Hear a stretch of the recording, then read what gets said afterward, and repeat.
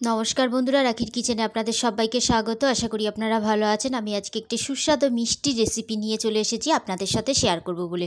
যদি রেসিপিটা ভালো লাগে লাইক করবেন, কমেন্ট করবেন আর সাবস্ক্রাইব করার অনুরোধ রইল। পাশে থাকা বেল আইকনটাকে টিপে দেবেন, যখনই আমি নিত্য নতুন ভিডিও ছাড়ব নোটিফিকেশন সবার আগে আপনাদের কাছে পৌঁছিয়ে যাবে। আর আমার চ্যানেলটাকে সবার সাথে শেয়ার করুন আর পুরো ভিডিওটা দেখুন। পুরো ভিডিওটা দেখার জন্য অনুরোধ রইল আপনাদের কাছে। চলুন তাহলে দেখা যাক বাড়িতে সহজ পদ্ধতিতে কীভাবে মিষ্টিটা তৈরি করা যায়। দোল আসছে, দোলের উপলক্ষে ঘরে থাকা উপকরণ দিয়ে তৈরি করে নিতে পারবে।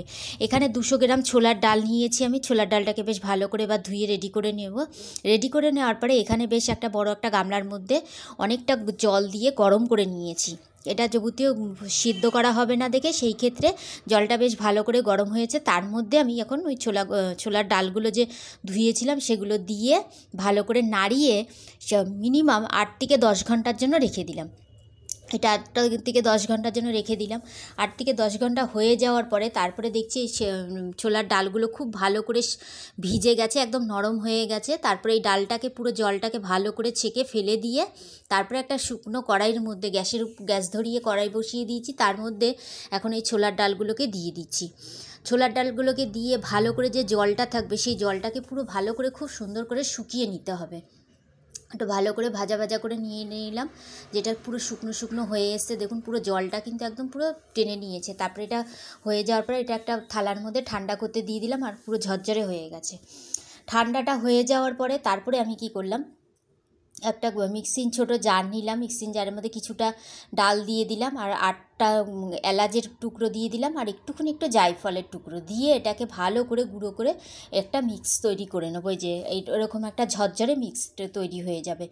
এটা আমি এরকমভাবে করে নিয়ে দেখিয়ে দিলাম। আমি আরও 2বার করে নেব আলাদাভাবে। আবার এই যে এরকমভাবে ঝরঝরে একটা হয়ে যাবে। তারপরে এটাকে গুঁড়ো করে নেওয়ার পরে তারপরে গ্যাসের উপরে যে কড়াইটা বসানো ছিল কড়াইটার মধ্যে 1/2 কাপ জল দিলাম আর 250 গ্রাম চিনি দিয়ে দিলাম। এখানে যাবতীয় আমি 200 গ্রাম ছোলার ডাল নিয়েছি, সেই ক্ষেত্রে আমার 250 গ্রাম চিনি লাগলো।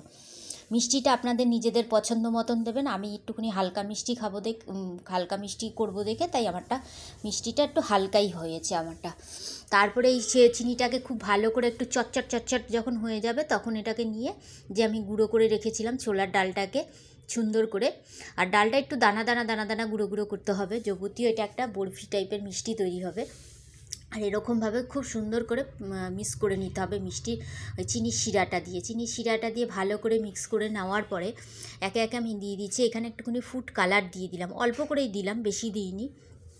এটাকে দিয়ে ভালো করে খুন্তি দিয়ে পুরো যাতে এই যে ছোলার ডালের মিশ্রণটা আছে পুরোটার মধ্যে যাতে মেশে সেই রকমভাবে মিশিয়ে নিতে হবে। এটা আস্তে আস্তে করে এই যেরকমভাবে মিশিয়ে নিয়েছি পর তারপরে 1 মুঠো এখানে কুচানো হচ্ছে কাজু বাদাম আর 1 মুঠো হচ্ছে কিশমিশ। আর এখানে দেখছেন যে 4খানা গুঁড়ো দুধের প্যাকেট নিয়েছি, তার মধ্যে থেকে আমি 3টে গুঁড়ো দুধের প্যাকেট এই জাল মিশ্রণটার মধ্যে দিয়ে দেবো। এই যে একটা দিয়ে দিলাম, আমি দেখিয়ে দিচ্ছি। আরও একটা যে দিয়ে দেবো সেটাও আমি দেখিয়ে দিচ্ছি।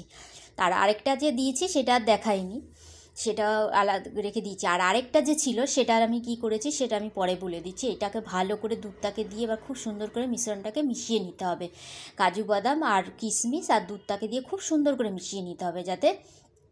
তারপরে এখানে আমি দেখাচ্ছি যাবতীয় আমার ঘিটা অনেকটা জমে ছিল, এখানে 6 চামচি ঘি দেওয়া হয়েছে। ঘিটা দেওয়াতে একটু নরম হয়ে যাবে আর দেখবেন কড়াই থেকে ছাড়তেও আরম্ভ করে দেবে। আর এখানে একটুখানি সামান্য পরিমাণে 2 ফোঁটা গোলাপ জল আমি দিয়ে দিলাম। এখানে 2 ফোঁটা, বেশি না।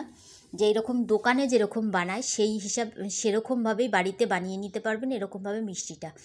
তারপরে আমি এটাকে এরকমভাবে খুব ভালো করে মিক্স করে নিলাম। ঘিটা দেওয়ার পরে ঘিটা দিয়ে দিয়েছি পরে কিন্তু কড়াই থেকে ছাড়তে আরম্ভ করে দিয়েছে। এটা আবার ভালো করে খুব সুন্দর করে আবার আমি নাড়িয়ে চাড়িয়ে রেডি করে নিয়ে খুব সুন্দর করে মিশিয়ে নিলাম। এবার আমার এটা হয়ে গেছে পুরোপুরি। আমি একটা থালা নিয়ে নিয়েছি, থালার মধ্যে ঘি আগে থাকতে অলরেডি মাখিয়ে রেখে দিয়েছি।